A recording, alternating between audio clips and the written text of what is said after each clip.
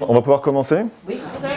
Du coup, au niveau des besoins, donc pour les deux profs d'espagnol, du coup, on va regrouper, c'est sur Teams. Ouais. C'est ça, donc pour les cours en ligne principalement. Ouais, moi c'est travail en équipe. Moi, c'est devoir. Et si jamais Oui. il reste du temps, je viens de découvrir ce matin les notes de la réunion et le bloc-notes pour la classe. D'accord, Donc, comme je tout viens un de programme. découvrir ce matin, c'est merveilleux, mais je ne sais pas comment ça marche en... Pour moi, la vie dans un établissement scolaire, c'est très complexe parce que forcément, il y a beaucoup d'acteurs différents, les élèves, les enseignants, la direction. Ça représente énormément de monde, beaucoup de caractères différents, et il faut que tout ce monde s'interface correctement pour que chacun arrive à accéder à ses objectifs. Et donc, c'est une alchimie qui doit se créer entre tous ces acteurs. Et donc ça crée une sorte d'écosystème qui est particulièrement complexe. Et je pense que ce qui n'a pas marché la dernière fois, c'est que je n'ai peut-être pas pris la peine de l'ouvrir en tant que fenêtre et il n'était qu'en tant que document. Alors le plus simple pour faire ça, on va se mettre en situation. Je vais me mettre sur ma tablette. Ce qu'il faut bien penser, c'est que tout ce que tu vois toi, c'est ce que vont voir les élèves. D'accord. Donc si tu veux leur partager un document, du coup tu vas sur ton bureau, tu vas sur ton drive. Tu vois, ça j'ai voulu faire ce matin. Ouais. Et moi j'en suis restée là comme une andouille, bien sûr. Et tu n'as pas cliqué sur lancer la diffusion. Oui, si, j'avais lancé sur clic partager. Alors l'idée c'est de former nos pairs, donc nos collègues enseignants, sur des points techniques. Habituellement, on crée des mini-formations sur un sujet en particulier, sur un thème précis. Aujourd'hui, l'atelier est intitulé Open Bar parce qu'on souhaitait ne pas imposer un thème précis sur le contenu de la formation. On voulait élargir parce que depuis le début de l'année, on a des formations qui sont plutôt précises et axées sur un thème. On s'est dit pourquoi pas ne pas laisser la libre parole aux collègues et qu'ils viennent du coup avec leurs problèmes, avec leurs questions. Et du coup, on se répartirait en petits ateliers pour être capable de répondre de façon la plus précise possible à leurs besoins. On a commencé à faire ces ateliers suite à l'actualité, suite au confinement. On a été tous surpris l'année dernière, en mars dernier, et on a été pris au dépourvu. On est parti en confinement sans avoir été formé. Et donc du coup, depuis la rentrée de septembre, on a mis en place ces formations pour anticiper un petit peu.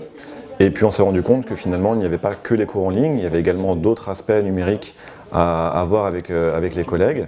Certains ont déjà des connaissances, certains partent de zéro. Et donc il y avait besoin de mettre en place ces petits ateliers sur le temps du midi pour aider nos collègues de façon personnalisée. Tu peux suivre comme ça, et puis tu peux aussi utiliser ce petit truc-là. Ouais. C'est une aide, je vais te montrer après comment le faire apparaître. Yes. Et du coup, tu t'en sers un petit peu comme curseur.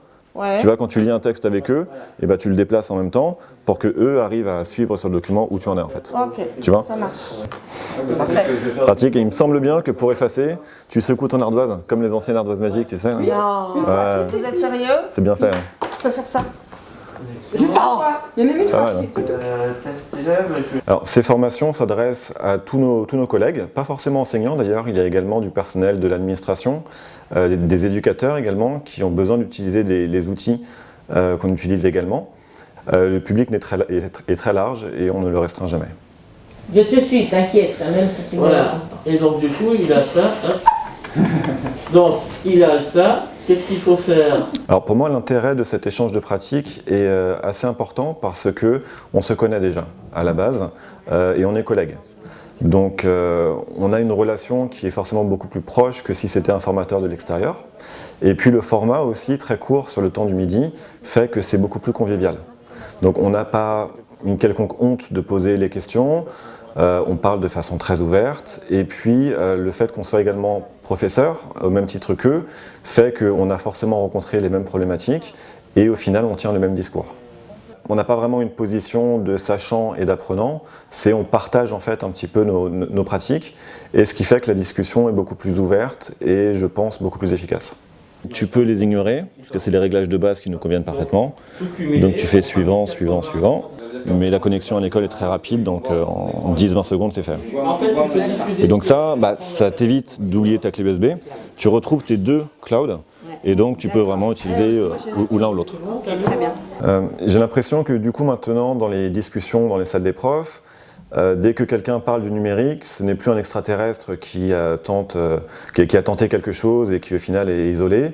Tout le monde sait de quoi il parle. Après, ils y adhèrent ou ils n'y adhèrent pas, peu importe, mais au moins tout le monde a ce langage commun et tout le monde sait à peu près de quoi ça parle.